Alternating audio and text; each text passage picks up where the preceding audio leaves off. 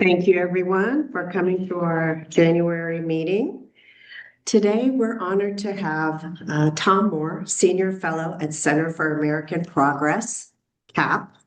CAP is leading the fight against Supreme Court's Citizens United decision through its corporate power reset agenda, which puts power back in the hands of voters by cutting corporate and dark money out of politics. He will discuss CAP's plan, who is currently partnering with lawmakers and organizers in 17 states, including California and New York.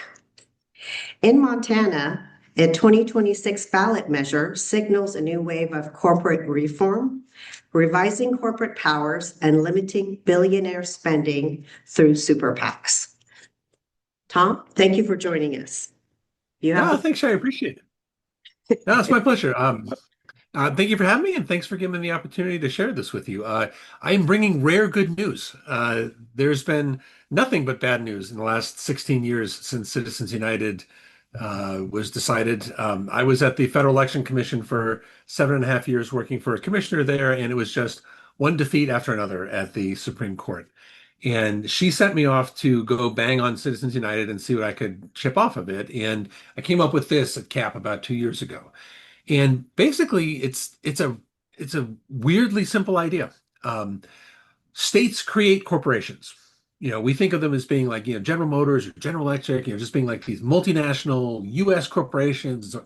They're not. They're created by states, individual states. They get all their powers from that state. And if they want to operate anywhere else, it's because that state says like, yeah, come on in. We'll allow you to operate in this state. And there's for the last 100 years, states have given corporations all the powers to do anything a human being can do. And that's why kind of legally and kind of in the discourse, they sound like they're human, like corporations are people or corporations aren't people. They're not people, but they were given the powers of people by states 100 years ago. But they only did that for competitive reasons.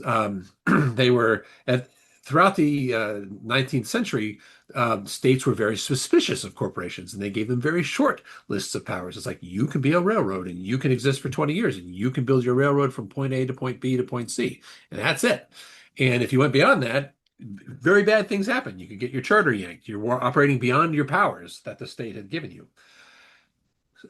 Late 19th century, early 20th century, that all started to change. And basically, this will not surprise you, but New Jersey is the state that busted it up for everybody. They just said, like, all right, everyone's competing. We're going to go for the win. And we're just going to give every state, every corporation, the power to do everything a human being can do. And all the other states are like, oh, fine. And so everybody matched that. And that's where we've stood for the last 100 years. But it turns out that every state has a provision in its law that says like, oh yeah, by the way, we create you, and we give you all your powers, and we can take away those powers at any time, or we can change up those powers, or we can get rid of you altogether. And those clauses have been in states' laws since the 1820s.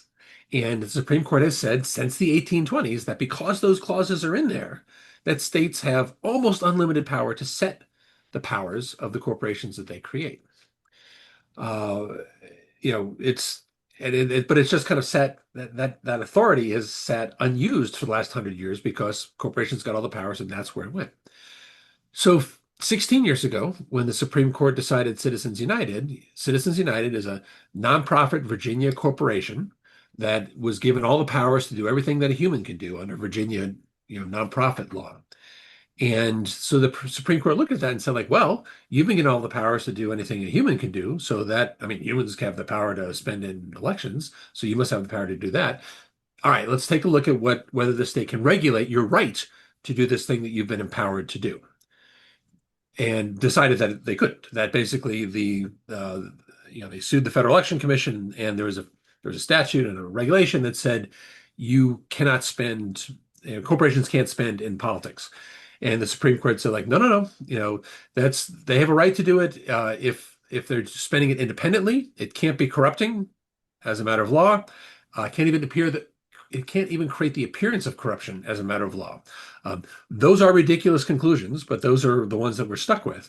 But what we're not stuck with is this idea that they presumed that the corporation in front of them was a corporation that was empowered to spend in politics. They thought, this general grant, they said like, oh, it must include all that. And what Montana's doing, what California's doing, what a pretty good growing list of states are doing this year is moving forward either by ballot issue in Montana or legislation in every other state. Um, Basically a clarification that says like, oh, Supreme Court, you thought we meant with this general grant of powers that we were going to give all the powers, all the corporations, and that meant the power to spend in politics. We didn't mean that. So we're not going to overrule you. We're not going to ignore you. We're not going to shatter Citizens United. We're going to do any of that. We're just going to make it absolutely crystal clear this time, that we don't mean that. And so basically this list of powers that we're giving our corporations, we're just shortening it a little bit. And that's it. And there are kind of fancy ways to do it to make it more difficult for courts to overturn, which is what has happened in which what we've done in Montana and in California. But that's it. Basically, the state just changes its law, its corporation law, that gives all the powers to all the corporations in that state, and says like, okay, we're just going to shorten that list out. We're not going to give you all those powers anymore. And the cherry on top, the reason this works, and the reason Delaware never has to do it, which they won't probably, is that there's another piece of law that says, oh, by the way, no out-of-state corporation can exercise any power in this state that a domestic corporation can't exercise. So if California were to pass this, California corporations, anybody chartered in California would be out of politics altogether. In California, outside California, anywhere in the universe, they're out. No, they can't spend in politics anywhere. But also, 49 states worth of out-of-state corporations would also no longer have the power to spend in California elections. And the cool thing about this is it's ballot issues, and it is local elections, state elections, and federal elections, because corporations get all their powers from the state. They get their power to spend in local elections from the state. They get their power to spend in state elections from the state. They get their power to spend in federal elections from the state. It almost never works that way. There's almost always this, the supremacy clause, and if you're at the state level, you can't affect anything up at the federal level because you got federal law up here. There's no federal law up here that conflicts with that. And so that's basically it. And so it is moving as a constitutional ballot initiative in Montana. And there have been a few hiccups, and we're working it through there, but it should be okay. It's only done that way in Montana so that the legislature, which is pretty hostile to it, is not going to mess with it. It makes it, if it's a constitutional initiative, it's harder for them to mess with. In states that have fairly friendly, fairly professional, legislatures like California, you might just be able to pass it in the legislature. So that's the play there. It's a lot easier, a lot cheaper if you can just get your legislature to pass it. What do There's this distinction between powers and rights, and it's hard. And it took me months to really get it straight and to get the vocabulary right and get my thinking right on this. But and I came up with a metaphor that helps. And I will ask Sherry. She'll be my test subject for this one. Sherry, do you have the power to fly? And I mean flap your arms and fly. Not that I know of. No, I do not. You do not. Nobody in the audience was given that power by their creator to fly. They are not defined as entities that have the capacity to fly. We don't have the power to fly. Birds, bats, pterodactyls, they have been given that power. They can fly. Now, Sherry, if the Supreme Court came to you and said, hey, you have a constitutional right to fly, would you go to the roof and give it a shot?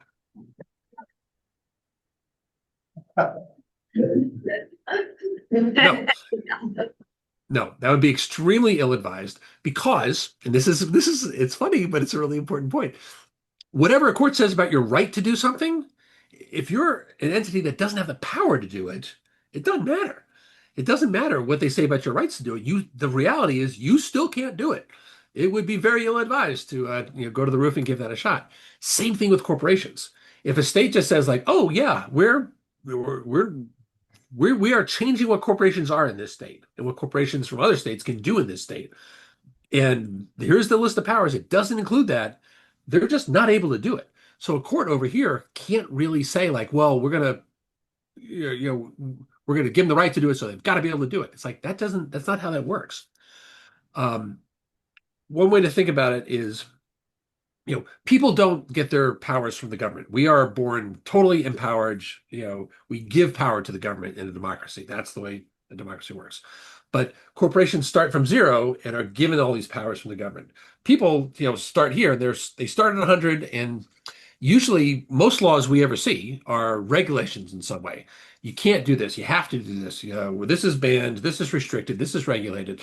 And so if you're born a fully empowered person, you're born here, and then all of a sudden the government starts like, restricting your freedoms, like don't murder anybody and don't drive 150 miles through school zones and things like that. Boom, boom, boom. Just like chips away at your rights all the way down.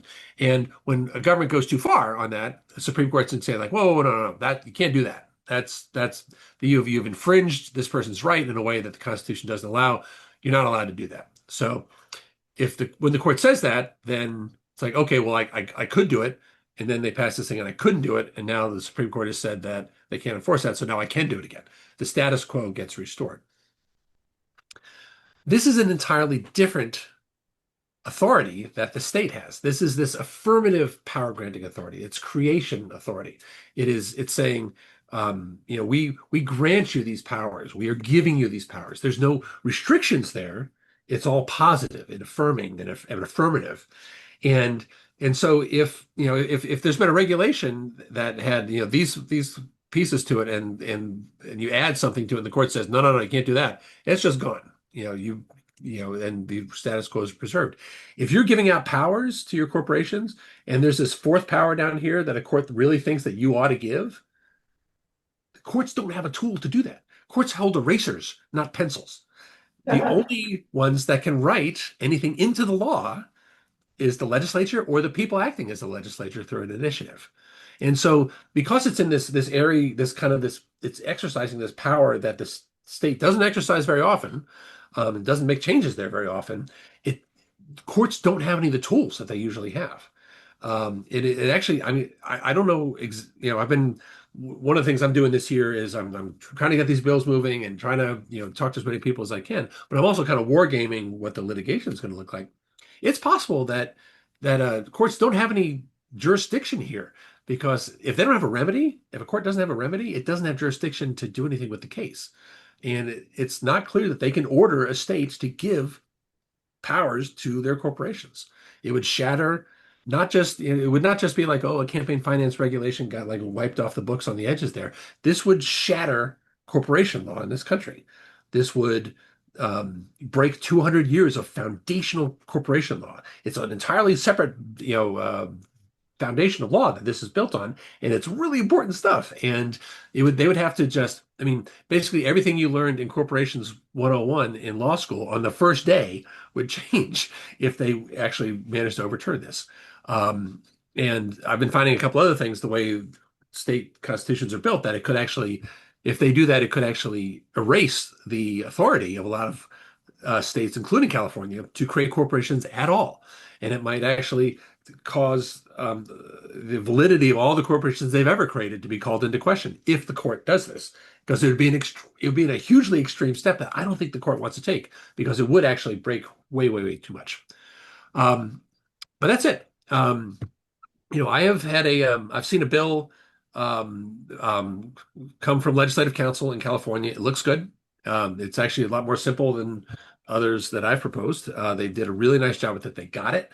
They got the concept, and it's my understanding is there's a couple edits need to be made, and it's going to be introduced pretty soon. I there's a kind of funny I'm finding there's a funny thing with legislators. It's like they like to make the announcements, they like to share the information, and I'm not at liberty to say who's been working on it. But it's a couple senators. They've been great, actually, and like when it does become public, you can please thank them. In the meantime, if you want to talk to your state senator, find out if it's them, or see if they can find out themselves who it is. Feel free to do that. It should be introduced fairly soon, though. And I think that's all I got. If you have any questions, I'm delighted to take any questions you have. Yeah, we'll ask the audience. So do you think this ballot will be for 2026 for California? So it's a piece of legislation in California right now. If we could avoid doing I mean, it would be tight to get it on the ballot in California at this point for 2026. Could do it for 2028. And there may be other reasons to get something on the ballot. I think everybody remembers, I don't know, 15 years ago or so, when there were a lot of state constitutional amendments about gay marriage that drove a lot of other people to the polls to vote for other things. That might be something that this, could be used for. Um, but right now it's a bill that the legislature would actually just pass it and just become California law, and that would be it, which would be great. The One of the striking things about this is, Montana's a blood red state. I mean, they are a red state, but they hate this stuff. They hate it. There's a national poll that concentrated. They did a national poll, and then they did extra concentration in Montana because it's moving there. And like nobody likes dark money. Nobody likes corporate money. Nobody likes everybody wants some kind of reform. They kind of like this reform. The numbers on all those things were just a couple points higher in Montana. I mean, it just whatever the rest of the country thinks about all this, Montana hates it even more. So it's a great place to start.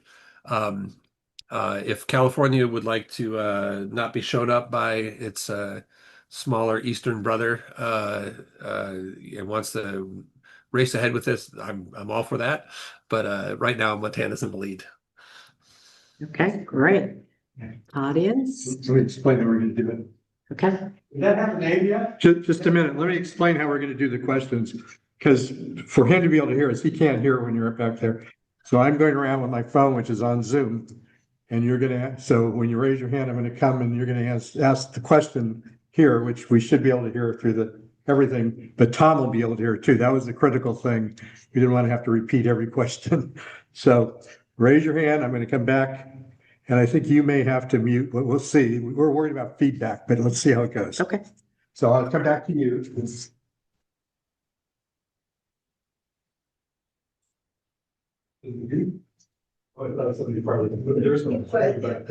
Okay, first.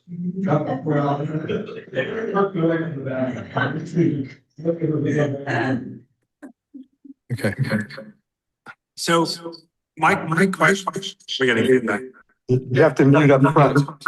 Sure, you go ahead and mute your mic if you could. Yeah.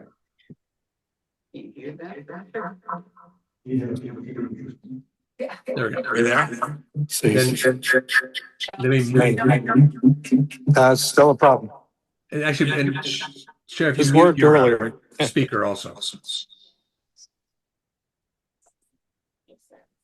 try it. Let's try this There we one. go. Got it. Is there a key number of states that you need to have a really major national impact? Tom, did you get that? One more time. I'm sorry. Well, we may have. Try it one more time. I'm sorry. Worked fine when nobody was here. Well, let me just take that as. Want to take this mic? Okay. And I think you're gonna have to repeat it. That's the plan, right? So I have a question. Is there a minimum amount of states or are there critical states where it'll really flip on the national activity on this one?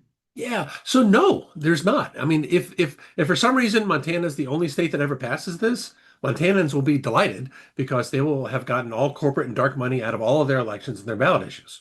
So it's every single state that passes it cleans up their politics immediately. And that's the difference between this and something like a constitutional amendment where you can fight a holy war to get that passed, an anti-Citizens United constitutional amendment in your state, and nothing happens until 3/4 of the states pass it. And I mean, that's after it passes out of Congress by 2/3 margins and so forth. But you can but this one is like you win this fight. If Montanans vote for this on November 3rd, it goes into effect January 1st of next year. So, and if California passes it by statute, it could take effect extremely quickly. So, and then from California's point of view, it's like I don't care what Nevada does or Texas. It's like our politics are cleaned up. We're not going to see all these dark money attack ads because that kind of thing won't be allowed in the state anymore. Nobody will be empowered to do that in the state anymore.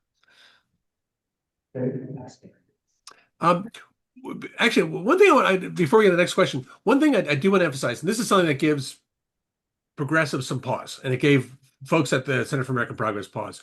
This affects all business corporations. You want to spread the net as wide as possible. It affects all business corporations, and then C3 charities, C4 dark money groups and social welfare groups, C5, C6s. C5s are unions, and this would affect unions. Unions actually embraced the post-Citizens United world with great enthusiasm and have been spending a gigantic amount of money out of their treasuries for the last 15 years. It's easier. I mean, they don't, instead of like what they used to have to do was like you have mandatory dues that everybody, you can charge everybody. But if you want to do anything in politics, you got to raise money for your PAC. But you have to ask people for this. You have to, justify it. You have to explain yourself and all this. I mean, you can do it, and that's why they did it for decades, but it's compared to just like writing a check out of your treasury, kind of a pain. So this would stop unions from spending out of their treasuries, just like it keeps IBM from spending out of its treasury. Same thing.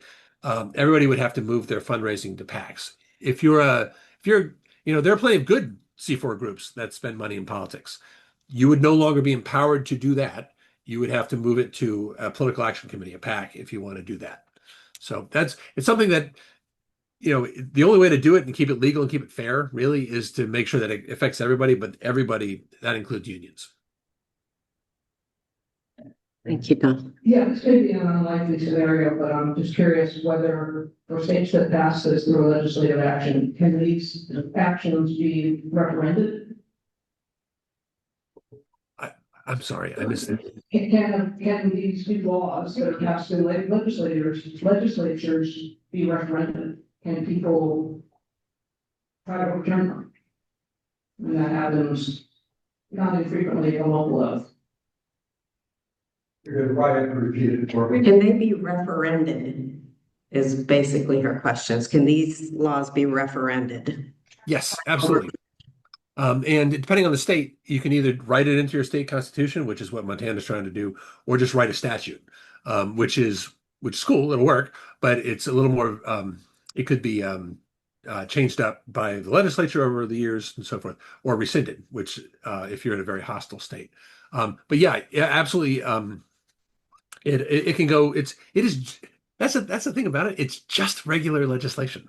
It's just like either the Constitution or some statute in states gives these powers to corporations, and you just say like, yeah, we're going to shorten that a little bit. That's just a regular law. The only place that it's a little bit more than that is in Delaware, where they don't have ballot issues. Only 23 states in DC, and California is one of them, have ballot issues. Delaware does not, and you need a 2/3 vote in both houses to change their corporation code. They are very, very jealous about changing that. But if 49 states do this, and Delaware never does it, then every corporation in America can spend to their heart's content in Delaware and nowhere else. So, that's fine.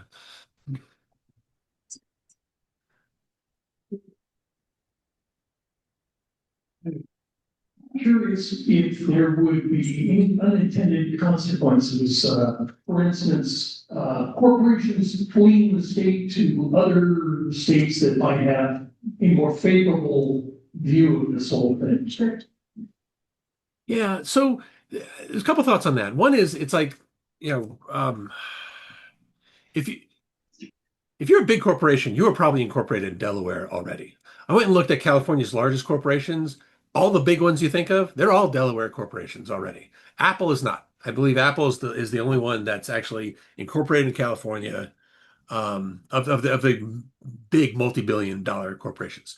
They're not going to change, and that's one thing. So one thing is like most of them are already in Delaware. So the other one is if you're incorporated in California, with maybe the exception of Apple, if you're incorporated in California, that's because you're California based, and if you want to spend in politics, you probably want to spend in California politics. And so if you were to change if you were to go like, fine, I'm going to Delaware, then wait a minute, then you can't spend in California politics because now you're an out-of-state corporation. You don't have the power to spend in California's politics as a Delaware corporation or a California corporation. So moving doesn't really get you anywhere. The other thing is, it is not clear to me. This is going to be interesting this year. It is not clear to me that actual business, like Fortune 500 and real corporations that are actually being business corporations, that they're actually going to fight this too much. Like in some ways, when they get asked to give $1 million to a super PAC, that's being extorted from them. Like if they spend on their lobbying, they're get more bang for their buck. And so it's not clear to me that this is actually something they're all going to hate. Um, uh, so we'll see. If you're a C4 dark money group, yes, this is an existential threat to your existence. Everything that you do will be, dismantled by this. Great, which is, that's what we want. But regular business corporations, we'll see.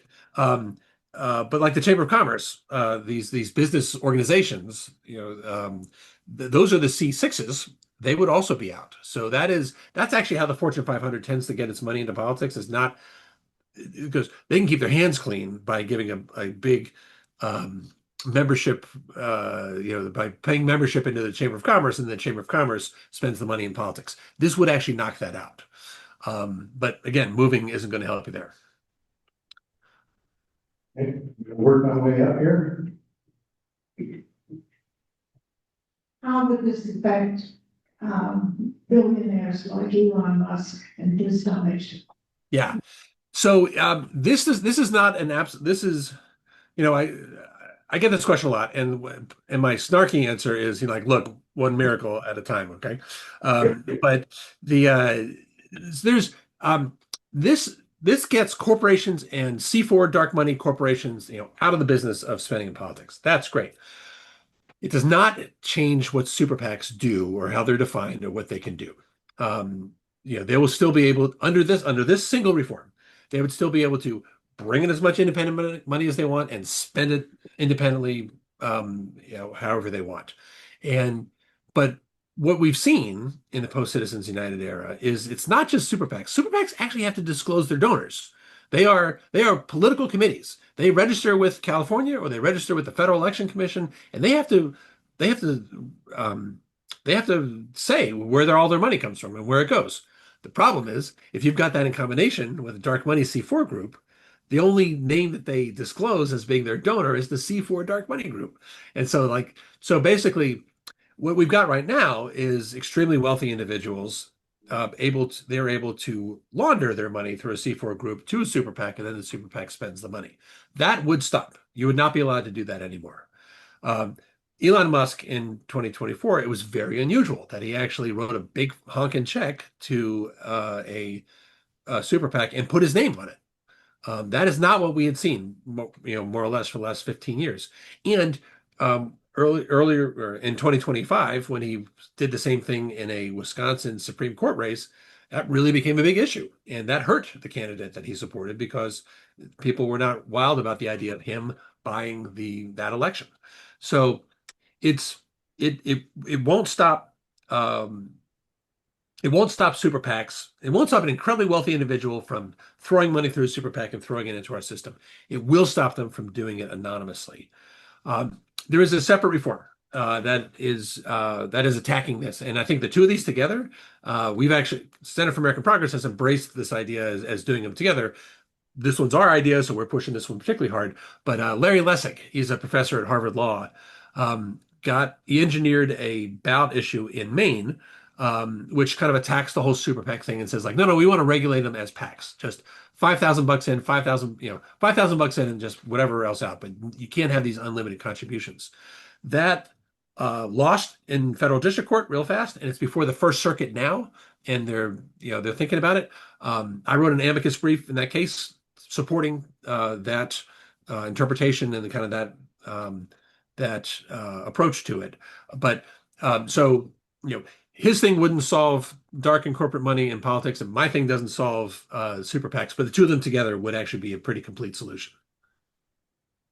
Keep moving on up here. Does this proposed bill have a name yet?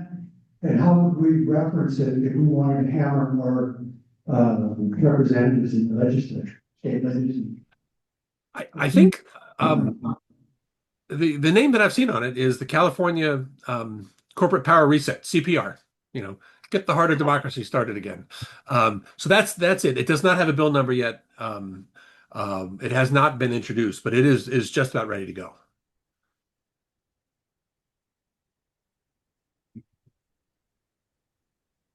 Is there any potential friction with the Constitution where the Congress is the domain of the federal government? I'm sorry, I didn't catch that. Is there any potential conflict with the Constitution since Congress is the domain of the feds? Did you hear that, Bill? I mean, Tom? Sure, if you could repeat, I'm sorry. Okay, is there a conflict with the Constitution and the commerce within? So there's the Interstate Commerce Clause. A lot of people have heard about that. There is no conflict. There are frequently conflicts when this kind of thing comes up, because basically, if you've got a state that says like, all right, we're going to kneecap the out-of-state guys to help the hometown guys, that's a problem. You can't do that. You got to treat everybody equally. But as long as you do treat everybody equally, you're golden for the Interstate Commerce Clause. And in this case, what you're doing is you're kneecapping the local guys, and by doing that, you're disempowering other states' corporations from what they can do in your state. So I've spent a lot of time looking at that, and that should be fine.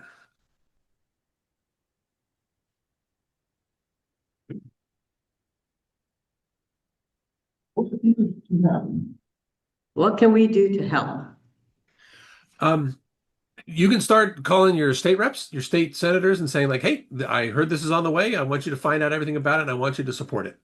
You know, that's kind of as simple as it gets. And it is, you know, I think it's the kind of thing that as people are, running for office this year, you're gonna have a governor's race. Make sure the governor candidates have taken a stand on this. I mean, there would be the ones to sign the bill if it passes. See if Gavin Newsom wants to take a stand on this. But or other folks like, what does Arnold Schwarzenegger think about it? Like that would be, and he's not good on every issue, but he's good on some. So I think that's right now without a bill in the hopper and ready to go. I think there's still agitating that you can do, saying like, hey, this is coming. It is on the way, and do you support it or not? If you can extract that from state legislative folks, that would be a good thing. That would be super, super helpful.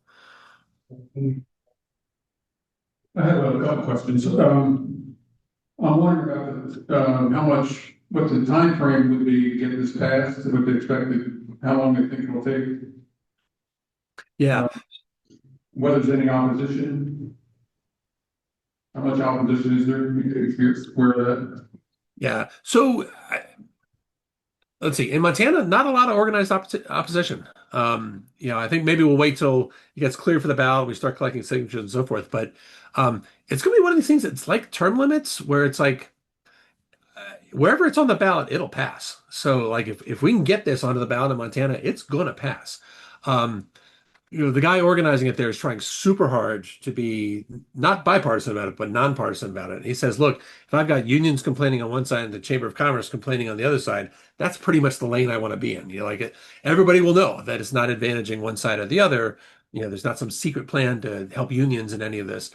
So that's that. In terms of timing, we'll see.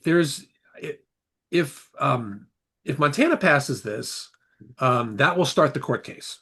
And if California wants to pass the bill into law and clean up California's elections pretty quick, that would be great too. I think the kind of catalyst day for this theory is going to be the day that the Supreme Court either doesn't grant cert or decides that they'll let Montana's law stand because they don't want to destroy 200 years of American corporation law. And that'll be the day. Like the day that decision comes down is the day that every state legislator in every state gets 300 phone calls saying like, you need to pass this tomorrow. The Supreme Court said it was okay, do it, because everybody hates this situation. Um, so I think that's my sense of the timing. There are some weird things about the way the federal court case could go that could actually make it pretty quick. Um, there are some odd procedural things, abstention doctrines, and this kind of thing that I'm trying to chase down. That basically, I mean, you could win on a motion to dismiss pretty quickly because a lot of the state law questions are not really questions. So, if anybody there's an expert on that wants to discuss, I'm happy to probably do that offline. But there are, um, it's we'll see how the timeline goes. I assume that, one of the things we want to do is to get everybody in the country to be aware of this and want to go for it. Yep.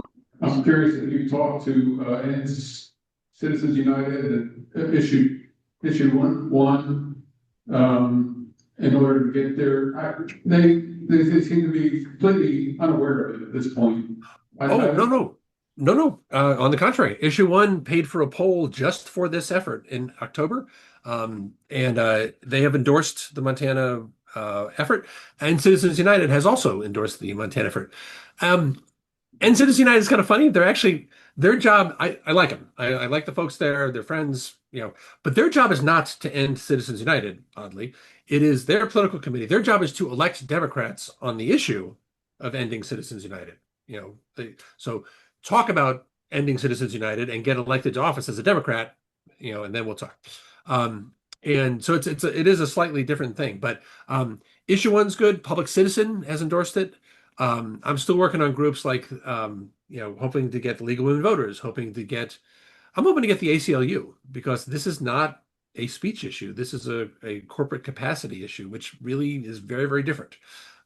So that's the kind of work that I'm doing to try to line these guys up. How about talking to the national indivisible people? Yes, I traded some emails with the national policy folks last month, and I'm circling back to them. But yeah, it's a good fit for Indivisible. I mean, this should be milk and honey for you guys, no matter where you are. Indivisible in Montana has been super supportive. But after that, with California, I've been hearing from Indivisible chapters all over the state, which has been great. Cool. Thank you. Generally speaking, it's kind of funny on this that, nobody likes to change what they do. Nobody likes to change how they raise money, or, like even if you're getting your butt kicked doing something, if you know how to do it, it's comfortable and so forth. So that's a very human thing that's leading some groups to not embrace this really totally, because they're like, hey, that could hurt our bottom line. It's like, yeah, it could hurt your bottom line. You're not, you're a social welfare organization. You shouldn't be spending in politics. That's not what you're built to do. And it turns out that the concept of ending Citizens United, or getting rid of Citizens United, or however you want to do it, is a lot more popular with a lot of folks when they don't actually think you can do it. When they think that it's just a talking point, you're just kind of throwing it out there because it sounds good, but you can't actually do anything about it. Everybody's for that. But if you've got a reform like this that can actually do it, that's when people start looking at their pocketbooks, and which is too bad, but it's understandable. And we're just going to have to power through that. Thanks, Tom, for your work on this. I have to say, I am kind of on the skeptical side too, because it sounds too good to be true, but the way you're describing it, maybe it'll work. But I'm wondering how this legislation would define political spending, like would corporations be able to find a loophole that they could use to, shoehorn some spending in it if it's not defined as appropriate? Yeah, let me it's the definitions are pretty tight. Let me see if I can find let's see what I've seen for California. So it's kind of the one way to do this, one of the structural things to actually do this is to define political activity, define spending on ballot stuff, define spending on elections, and then define all the other powers that a corporation needs to do to run its business, which includes everything in the world except these two things. And so these are all just definitions. Courts don't mess with definitions. And then down here in the bill, when you say like, hey, what powers do we give away? you affirmatively give them C. So in the power granting section where courts do like to mess with things, like they don't mess with nouns, they mess with verbs. The verb is just this positive power grant. And so you have given them what we're calling artificial person powers, which means everything in the world except ballot issue activity and election activity. But the way those are defined, a ballot issue activity means paying, contributing, or expending money or anything of value to support or oppose any initiative, referendum, recall, constitutional amendment, charter amendment, or other question formally certified or submitted to the electors of the state or any political subdivision.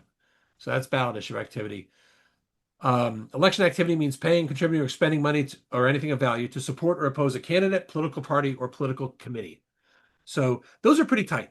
And what's interesting about this is like they can't really play around the edges on this. It's like if they're disempowered from doing it, it's really bad if they do it. And it's like they are the if this passes in California and, and then a corporation does decide to spend in politics, the way it's punished is like nobody goes to jail. It's not illegal, like it's not like breaks the criminal law, but the corporation has broken the agreement that it has with the state. And it means that Rob Bonta, your attorney general, can yank their charter. It's the corporate death penalty. And that is what they did in the 19th century when corporations went beyond their powers. And it's extremely serious. And your shareholders can sue you, and your directors and your officers can be held personally liable for doing this, for moving beyond the powers. And basically, any lawyers at that company or any insurance companies that want to insure that corporation will make absolutely certain that they never, ever even think about doing that kind of thing because it could lead to the death of the corporation, which they've been warned. So, and that is a penalty that the Supreme Court has upheld for 200 years because it's like that's the deal. If you give them powers, if they go beyond the powers, you can do what you want to them. So that's how that gets enforced. But I think the definitions of ballot issue activity and election activity are pretty tight. In your discussions with senators, did you find that they were concerned about particular constituents, like labor unions? I think in the state of California, that's what I would be concerned about. Yeah, they've asked questions about it. I think the one senator I've spoken to who's going to introduce it is just like, I don't care. So it's and some unions. I mean, the head of CAP near Tandon went to go talk to the head of a national union. It's somebody you guys have heard of, and so like, all right, here's our plan. And then the question we were thinking like, okay, how many kilotons explosion is this going to be when they hear about this?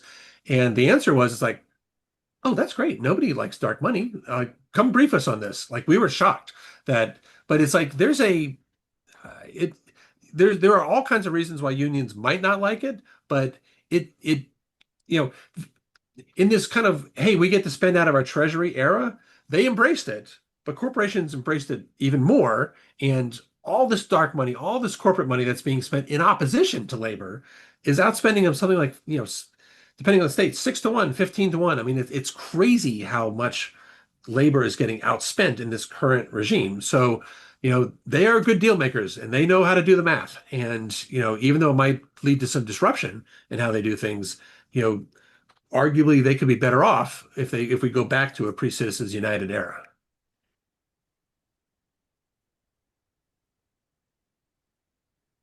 Do you know if our current California Attorney General is aware of this proposition and what his position is on it?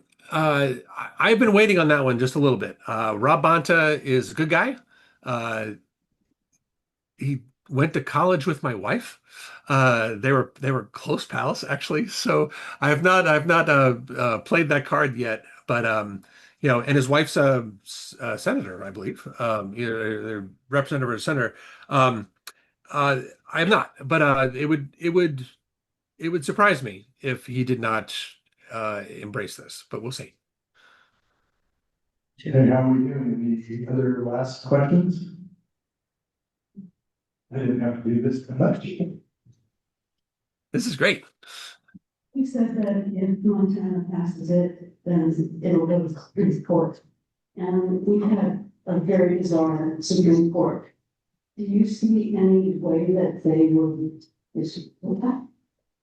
Yeah, so that's kind of been the big thing. I mean, and I mean, so I wrote about I did a big report on this in October and put a lot of stuff out there, and the individual folks can get you those details, and you can take a look at that if you want. But I've been finding things since then. One of them is, national banks are chartered by Congress, and they were chartered starting in the 1850s, and ever since then, national banks have never had the power to spend in politics, never had the power to spend in elections, and it's like if there's this question of like, does the United States does a government in the United States, state or federal, have the power to create a corporation that can't spend in elections? It's like it can, and we know that because we've been doing it for the last 170 years or so.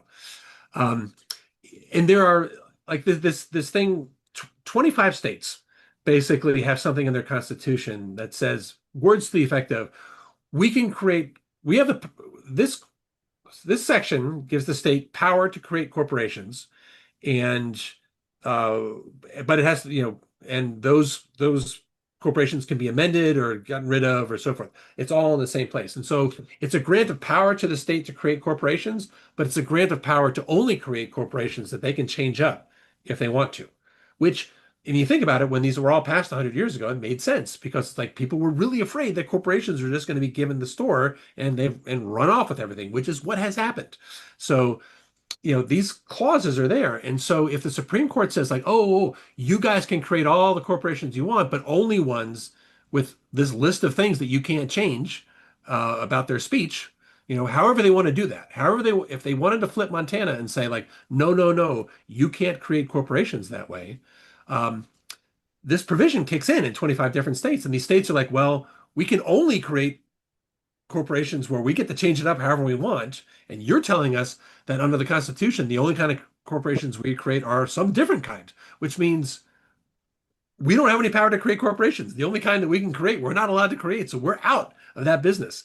That would be a very bad result. And it's one that the Supreme Court will avoid at all costs. They do not want to destroy the ability of 25 states to create corporations and call into question whether they ever had the power to create corporations. That is a disaster. So I have an extremely low opinion of this Supreme Court. I think they act without any principles or any regard for the law, or tradition or anything else, but they do look out for their interests. And it is, that's been pretty consistent. And I think the Supreme Court will continue to look out for its interests. And they would like corporations to spend in politics. Yes, absolutely. They've made that absolutely crystal clear. But they also do not want to destroy the foundation of American corporation and corporate law. And that may even be a higher priority. And it's not clear to me that they can achieve both those goals. So hopefully they let this go and they say like, oh, it's not something we can stop. So, but they're not going to do it because they're honorable justices. They're going to do it because their interests lie elsewhere. Right. So it's 100%. Any more questions? Maybe I could do one last one that was written. Would this proposal only impact certain races, or would it affect all of them? It affects all of them. Oh. Yeah, because you are disempowering corporations from spending in politics. That is spending in any level of election. That is spending in any level of ballot issues, state, local, county, whatever. And that's it. And yeah, so you could, if you wanted to, just say like, oh, okay, you don't have the power to spend in local elections. It's like, okay, you could do that if you wanted.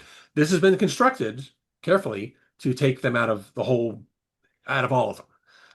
Because it's not good to have that money in any level of politics. So yeah, I haven't got a lot of pushback on that. Nobody said like, no, no, no. It's like great for state politics, but not so good for national politics. Nobody said anything like that. People want it out everywhere. Got it. Anyone else? Thanks for bearing with when we tried this before, our speaker couldn't hear us. And then we tried with the phone, and it worked fine before you guys got here, and for some reason, you know, because you want Tom to be able to hear, you know, you see, he has to go like this even now. But you did a great job of listening to us and hearing. You guys did a great job speaking up, so thank you. Yeah. Thank you so much, Tom, for joining us. Yeah, no, thank you. And if you could make sure, if you could send everybody my email address, and if anybody has any further questions, or if Yeah. you know somebody I ought to talk to, Yes, or some other group I want to talk to, anybody in that audience, please let me know. absolutely. This is what I'm doing all the time now. So I'm gonna put this on YouTube, and then if we have more questions, we could either, they can address it there, or if someone wants to send them to me, I'll be happy to send them forward to you too. perfect, perfect. But Thank you. thank you so much. Thanks for caring. Thanks for being, Thank you for taking the time with us. all Most right, appreciated. sounds good. Bye bye.